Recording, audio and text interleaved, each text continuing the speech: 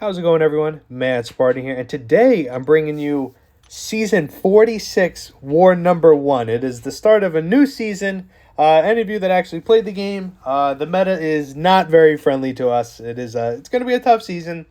Not too, nothing crazy, nothing that we can't get past, but yes, they do have a Titania boss. I am on 2 of the mini boss islands, but unfortunately not on Boss Island. So I am going to be running with Titania here, which, as you guys already were prepared for, she will be running majority of the season for me. Let's just hope that she can do it. It is one of those metas that I can kind of force Titania to work. As long as you can dex the special, the rooted really isn't an issue. So that's exactly what we're going to do. And if I can't dex it, then I'm just going to be in Haymaker during it, as long as it's like manageable. So we do start off with a Sauron. Nothing really to the fight. He is the global, so I do have to pay attention to the rooted. So I will be ending my combos early, because the last thing I want to do is have him throw the special when I'm in his face, which completely messes up the timing of all specials when you're right in front of them. So I do mess up the dex just because I mistimed it with the distance. So I'm already off to a bad start with the meta. It's not looking good for me. So I'm trying to push him to SP1 here. Do want to get my Haymaker as fast as possible. I do end up just getting Haymaker, hoping that he throws the special while I have it. And we actually got pretty lucky there. He did end up doing it. I will be going for the kill here, though. Don't want to deal with any more rooted, so we're going to throw that SP3. And if he happens to be alive after it, we're just going to hit him with a 5-hit combo, and he should be done. But a 1 in a million chance occurs.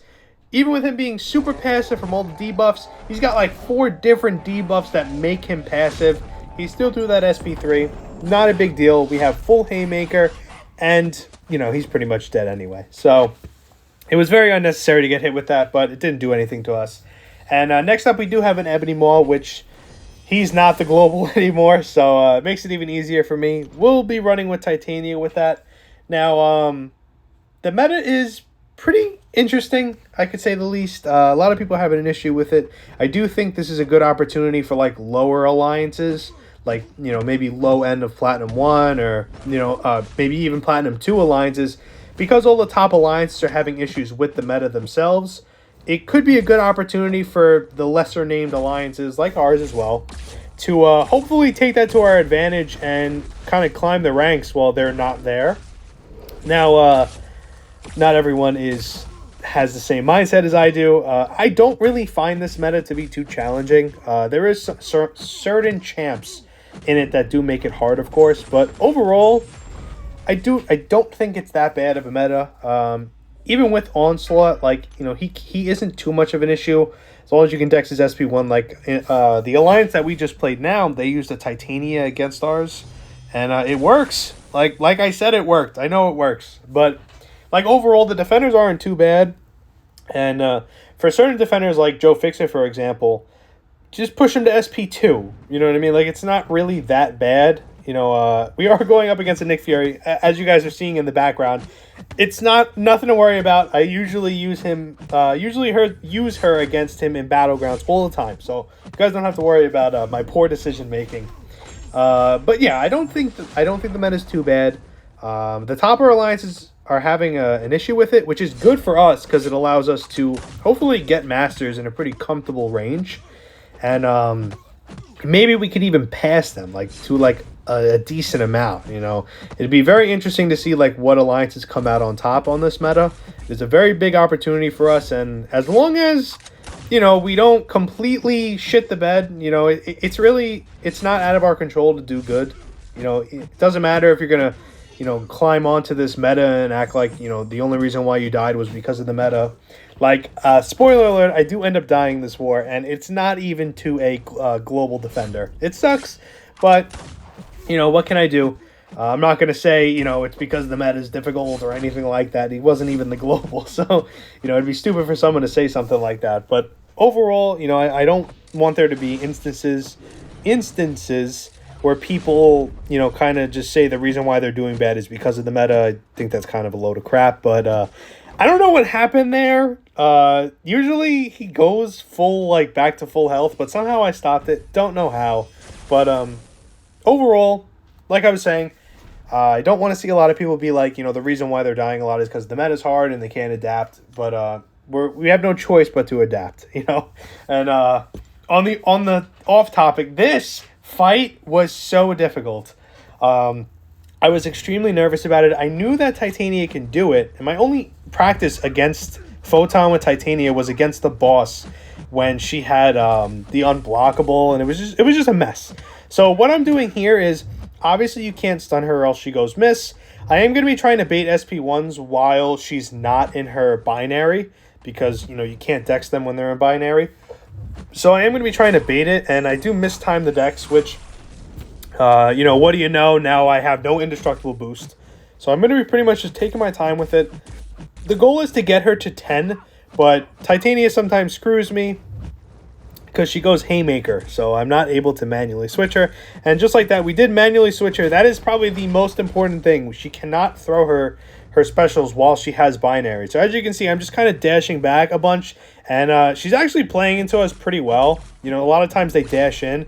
And other than that, it's a very easy dex. So it is a very slow fight. We're pretty much never stunning, manually switching her when she goes to 10, and hopefully baiting SP1s when she's not in binary. And just like that, you know, we slowly take her down. We do have a little hiccup later. It doesn't matter if you get rooted because you can dex her SP1 just fine. Just like that, simple dex. You can even punish after her SP1 no matter the distance, so that's a big plus. And just like that, we do switch her.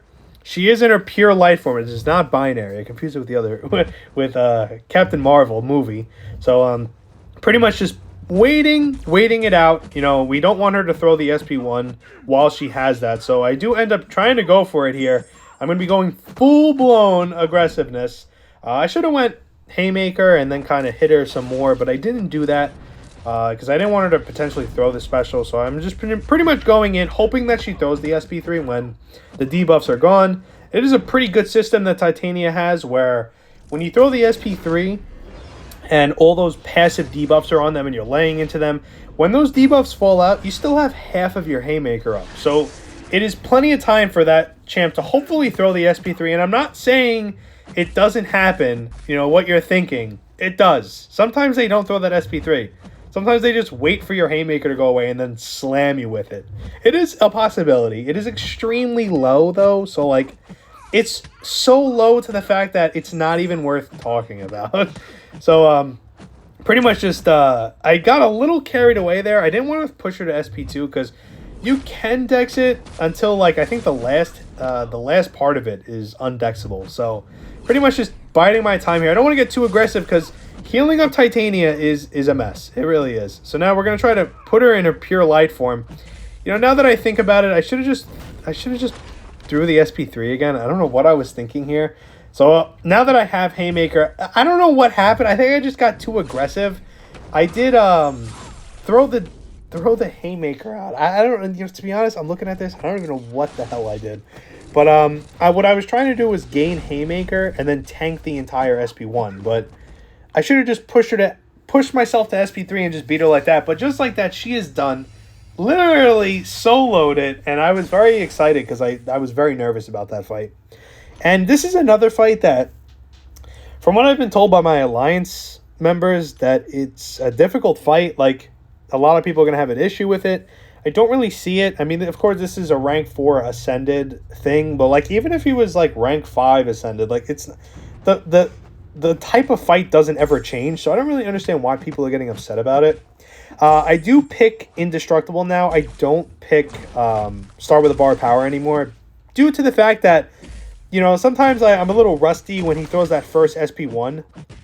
So, but I ended up getting lucky here. He did throwing the SP2, so it's an easy dex. But I found myself, when I was practicing a lot in off-season, that I would end up getting hit with the SP1 just because I would just be rusty from dexing it, you know, right in his face.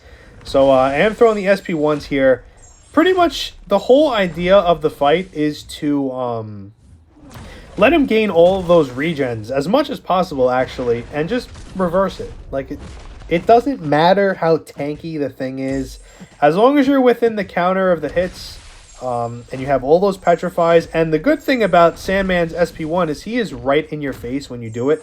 And just like that, we did throw the Hulk relic so that we were able to hit him and then hit him one more time to gain the 15. So it was a perfect It was a perfect calculation there. We're trying to stay in his face, and the good thing about him being rooted is he's going to be gaining more regens as possible. And with the lawn SP1 animation, just like that, he melts away. Literally, there was 3 minutes and 40 seconds left on the clock, and we destroyed it. Now, this fight, I was hoping to finish the first war of the season. God, I was hoping to finish the first war of the season deathless. I don't know how it happened. As you can see here, I make the stupid mistake of going to power start. It's never a stupid mistake, though. I promise. It's never a stupid mistake. You guys have seen me do it. I like to hold on to the bar of power because it usually pushes him to a bar, so I never really have to ever get touched with gore. But as you can see, it does not go that well. So I do prioritize getting the shield spell up so that when I eventually gain the neutralize, it stays paused. I should have thrown the SP1 here.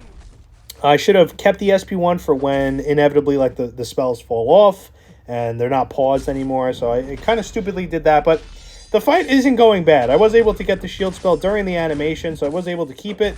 I do block a little bit here. I wasn't really worried about like the damage that it does because I am regenning. You know, it doesn't cancel it out completely, but you end up having pretty much full control over the fight. Like it's not that big of a deal.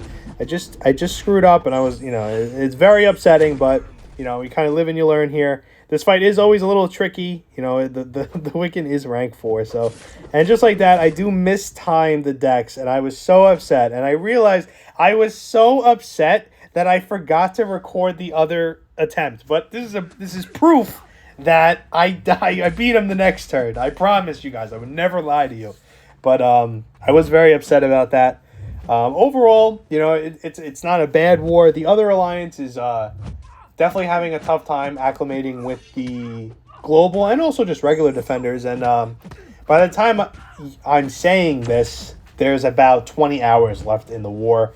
And our alliance is doing pretty good. I mean, you know, we're definitely in front of them, but we're not doing great either. But overall, it's going to be a crazy season, you know, and it's hard for me to say that because I didn't even die to a global defender. But it's going to be very interesting. I'm hoping Titania kind of takes care of it for me. And as you guys can see, it's not horrible. That photon was pretty crazy, but overall, it was a good war. And hope you guys are enjoying it. I hope you guys are ready to see this new season. Hopefully, I have less deaths than I did last season, which I think I had 4. But we're already off to a bad start. But yeah. I hope you guys enjoyed the video, and I'll see you all in the next one.